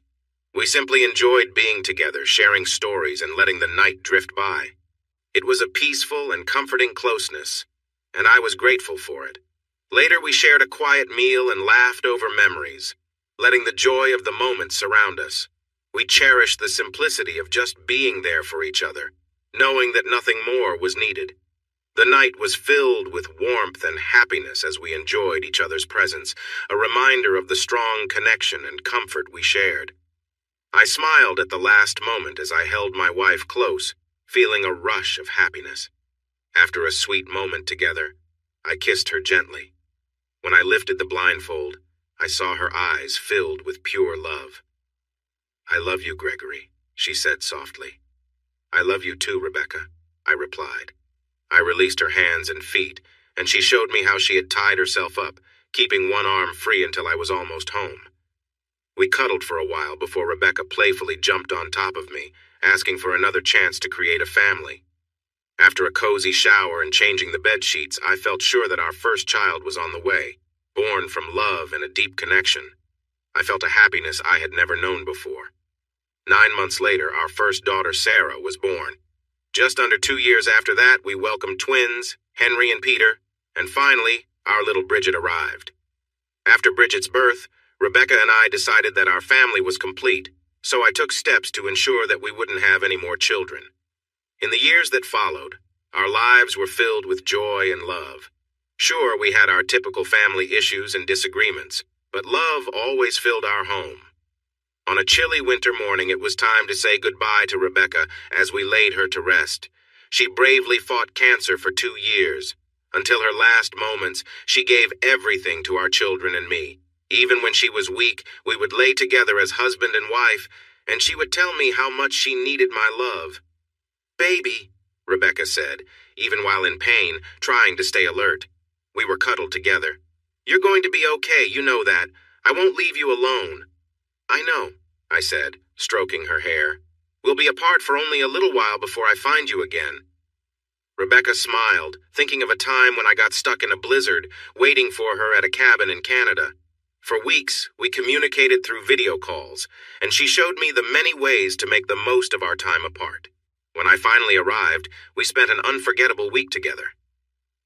"Will you miss me?" she asked. "Of course I will miss you with all my heart," I replied. We lay there, comfortable in our quiet connection. Not long after, she clutched my arm tightly. "I'm scared," Rebecca admitted, tears forming in her eyes. I can feel my body shutting down. Her tears fell onto my chest, and I couldn't help but cry too. We had been married for over 30 years, had 4 children, 6 grandchildren, and another on the way. Traveling the world together, and now this. "Shh," I whispered. "He'll be here the whole time. I'm not going anywhere." "I know," Rebecca replied. "That's what keeps me going." We were quiet for a few moments. "Greg?" Rebecca called softly. "Yes, my dear?" I said, gently kissing the top of her head while holding my wife close. "Be with me one more time. I want my last memories to be of us together." She asked quietly. I smiled as we shared a tender moment for what would be the last time. The next day, the kids came with their families, and we all gathered around Rebecca. She seemed much weaker than the day before. We could all see she was nearing the end as her skin changed color. Throughout the day, we shared stories, laughing and remembering the good times. We cried and even sang together in those final hours. The kids said their goodbyes and then stood close to the bed while I held my wife. "I love you," I told her, feeling like we had only moments left together. Tears began to fill my eyes. "And I love you," she replied softly, her eyes starting to lose their spark. Her frail hand reached up and touched my cheek, reminding me of our first days together. We smiled and she pulled me closer for a kiss. Suddenly it felt as if all the years had melted away. In my arms I saw her as she once was, without illness, youthful and full of life. Her eyes shone with love and I felt overwhelmed by her affection. Even as she took her last breath, I felt the warmth of her love. I held on, my eyes closed, tears soaking the sheets as she slipped away. I cried, feeling like a part of me was gone forever. My family surrounded me and we all wept openly. Rebecca, my wife and the mother of my 4 children, had been my true love, my soulmate. I knew life would be different without her. But I also felt a sense of peace. She was free from the pain caused by her illness. Afterward, I realized that even though she was gone, I would always have reminders of our life together. Our kids were a constant presence, and almost every weekend I spent time with them or visited. James and Sherry often brought their family around, too.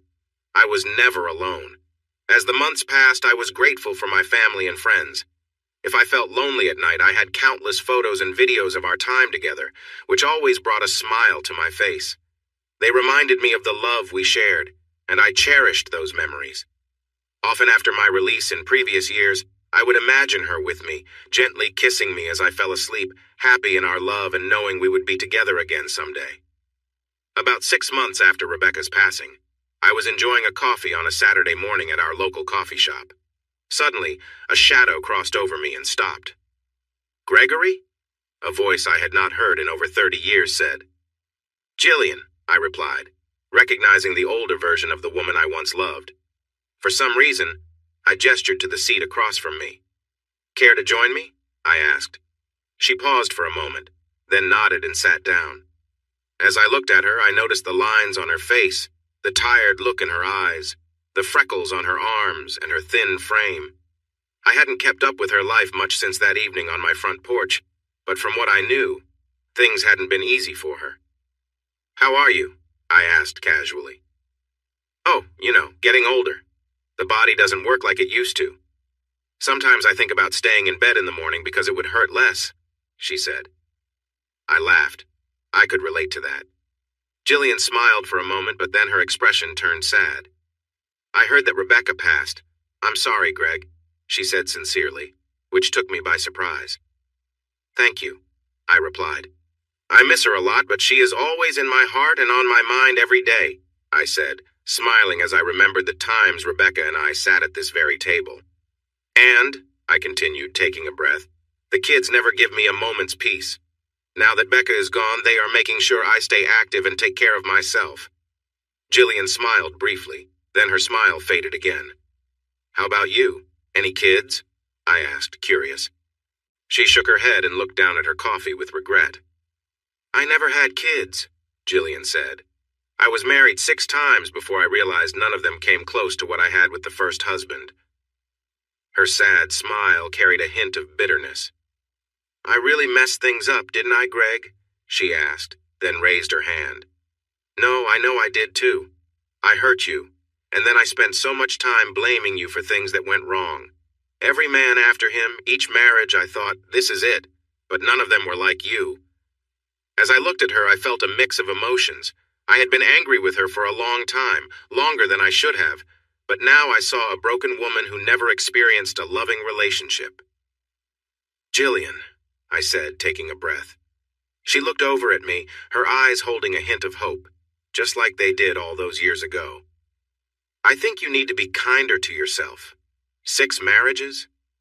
They couldn't all have been as difficult as Troy. Surely a few of those men were good to you?" For a moment, her gaze seemed distant. as if she was lost in a memory I couldn't see. You're right, Barry. My fourth husband was a kind man. And you're also right. I never truly forgave myself for what happened between us. I wanted love, but I always felt the pain I caused you. She met my gaze. I've said it before, but I am truly sorry, Greg, Jillian said softly. Thank you, Jillian. I accept your apology, I replied. It was time to move forward. We both smiled. We talked for the next few hours. I shared stories about my life with Rebecca, our kids, and our day-to-day experiences. Jillian talked about her hobbies and how she spent her time since retiring after more than 25 years in local government. Greg, you don't think that? She asked carefully as we got up from the table to go our separate ways. I smiled and shook my head. No, sorry, Jillian. I love my wife too much. Greg, I know you loved Rebecca, but she's gone. Surely there is nothing wrong. I raised my hand to stop her. Jillian, Becca and I are only apart for a little while until we can be together again. My love for her is just as strong today as it was when we met. I cannot and will not betray my wife, I explained. My words touched something deep inside Jillian. She understood the pain of her own losses. She nodded slowly.